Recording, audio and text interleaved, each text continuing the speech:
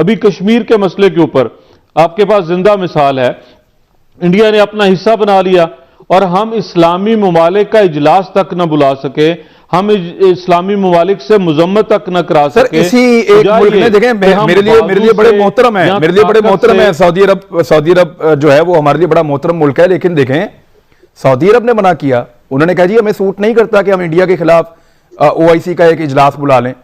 अब मामला यह है कि ये तो बड़ी हसास बात है, इसराइल के पाकिस्तान में तो बात हो ही नहीं सकती, लेकिन पाकिस्तान के ऊपर एक दबाव है कि आप इसराइल को तस्लीम करें। हम लाते हैं टॉक शोज और अनलिमिटेड एंटरटेनमेंट सिर्फ यूट्यूब पर। अगर आपने अभी तक हमारा चैनल सब्सक्राइब नहीं किया तो अभी सब्सक्राइब करें और बेल आइकॉन को क्लिक करके हमारी लेटेस्ट वीडियोस के बारे में अपडेट जानें।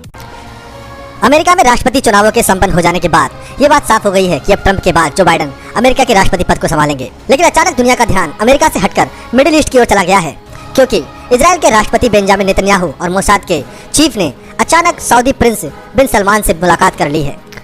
इजराइल के प्रधानमंत्री बेंजामिन नेतन्याहू और सऊदी अरब के प्रिंस बिन सलमान दोनों इस बात से आशंकित हैं कि राष्ट्रपति ट्रंप के हट जाने के बाद जो बाइडेन कहीं ईरान के साथ किए गए परमाणु समझौतों को फिर से बहाल न कर दें, क्योंकि ट्रंप ने ईरान के साथ किए गए परमाणु समझौतों को तोड़ दिया था। इजराइल और सऊदी अरब की बढ़ती नजदीकियों की खबर आते ही पूरी दुनिया में मानो तहलका समझ गया हो। पाकिस्तान जैसे मुल्क में तो हाहाकार मच गया है कि इजराइल अब पूरी दुनिया के साथ साथ सऊदी अरब के द्वारा भी स्वीकार कर लिया गया है।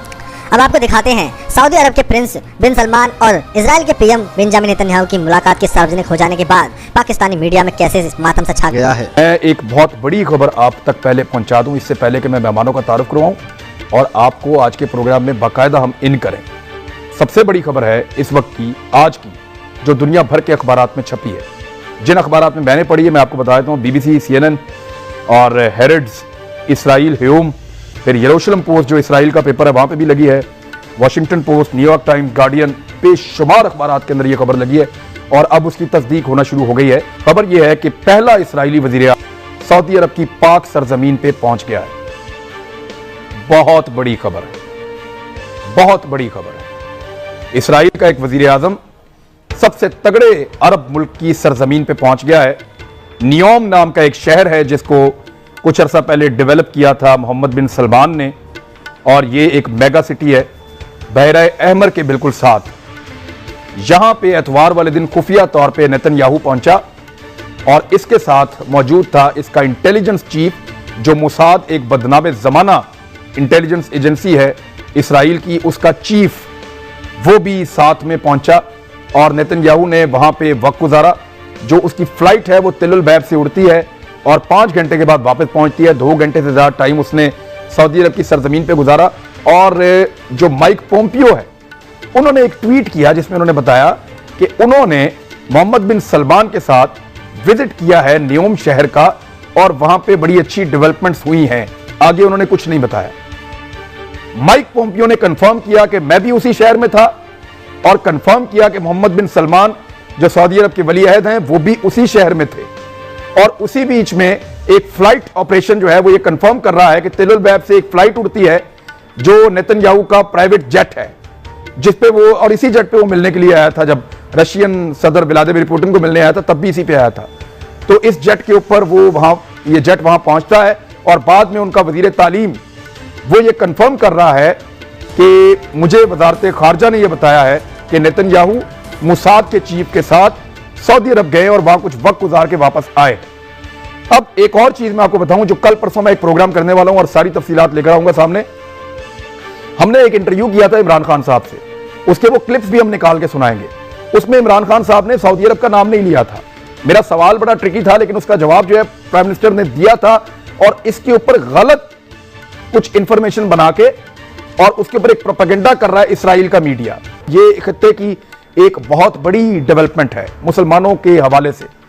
मोहम्मद बिन सलमान इसराइल के करीब तो और इसराइल को तस्लीम करते जा रहे हैं बहुत सारे ममालिक, जिनमें UAE है, जिनके अंदर जो है वो बहरीन है और दीगर ममालिक जो है उनकी भी एक लंबी लिस्ट है।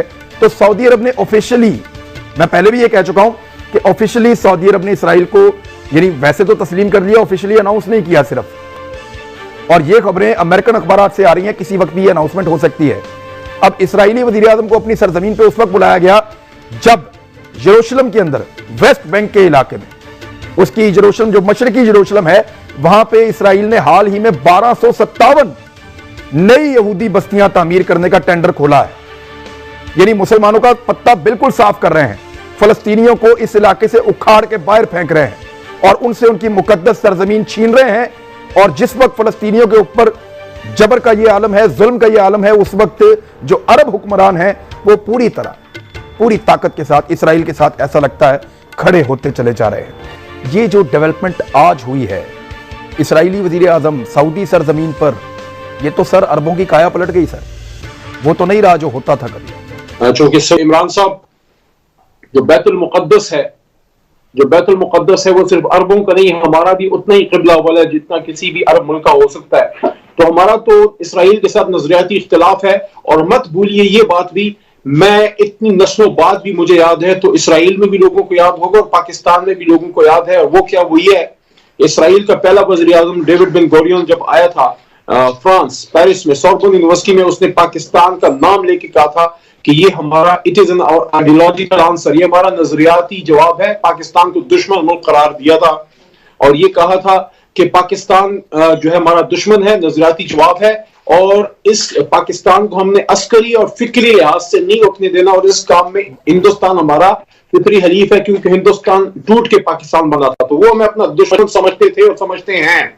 मैं समझता हूं कोई भी मुसलमान हो और चाहे जाए कि पाकिस्तानी, क्योंकि पाकिस्तान तो नजरिए पे बना, दो कौमी नजरिए पे बना, तो हम तो इनको अपना दुश्मन नंबर 1 समझते। अभी कश्मीर के मसले के ऊपर आपके पास जिंदा मिसाल है, इंडिया ने अपना हिस्सा बना लिया और हम इस्लामी ममालिक का इजलास तक न बुला सके, हम इस्लामी ममालिक से मुजम्मत तक न करा सर सके। इसी एक मुल्क में देखें, मेरे लिए बड़े मोहतरम है, मेरे लिए बड़े मोहतरम है सऊदी अरब जो है वो हमारे लिए बड़ा मोहतरम मुल्क है। लेकिन देखें, सऊदी अरब ने मना किया, उन्होंने कहा जी हमें सूट नहीं करता कि हम इंडिया के खिलाफ OIC का एक इजलास बुला लें।